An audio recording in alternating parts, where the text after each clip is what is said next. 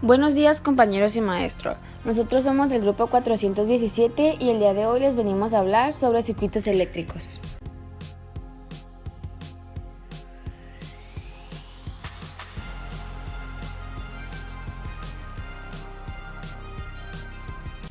Circuito eléctrico más simple.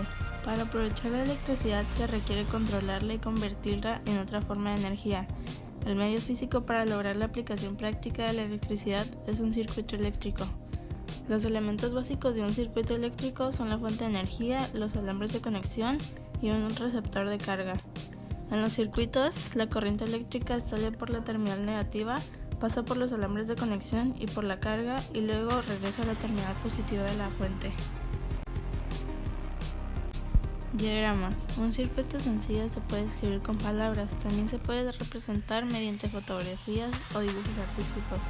Sin embargo, lo más frecuente es representarlo por medio de un diagrama esquemático que se dibuja usando símbolos para los elementos que lo componen.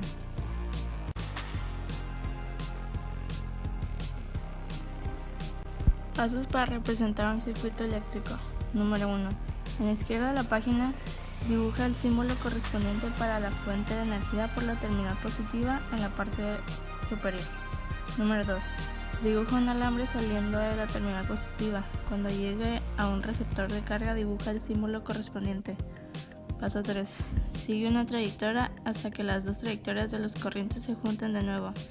Sigue la trayectoria de la corriente hasta que alcances la terminal negativa de la fuente. Paso 4. Sigue la trayectoria de la corriente hasta que alcances la terminal negativa de la fuente.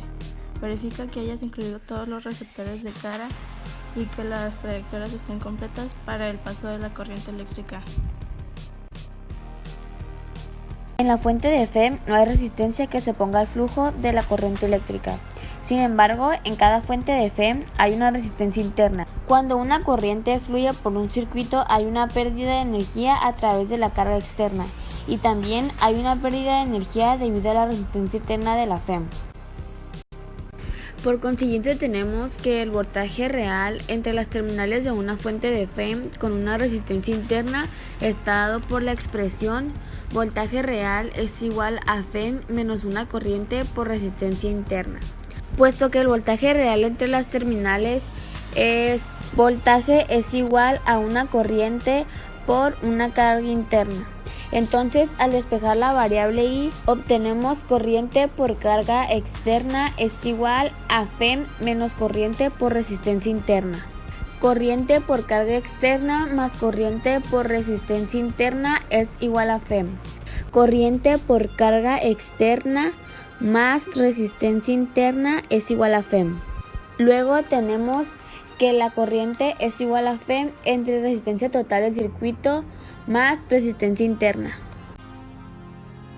Esto quiere decir que la corriente en un circuito simple que tiene una sola fuente de Fe es igual a la Fe dividida entre la resistencia total del circuito, incluyendo la resistencia interna. En un circuito eléctrico, la diferencia de potencial en una resistencia por la cual fluye una corriente según la ley de Ohm es corriente por carga externa. El extremo de la resistencia por el cual entra la corriente es el extremo del potencial eléctrico más alto y por la que sale el más bajo. O sea, a través de un resistor, la corriente fluye del potencial más alto al más bajo. Para explicar la imagen tenemos que la fuente de Fe se representa por dos rayas paralelas, una larga y fina y otra más corta y gruesa. La raya larga representa el polo positivo y es el punto donde el potencial eléctrico es más alto. La raya corta es el polo negativo de la fuente o generador eléctrico y es el polo de menor potencial eléctrico.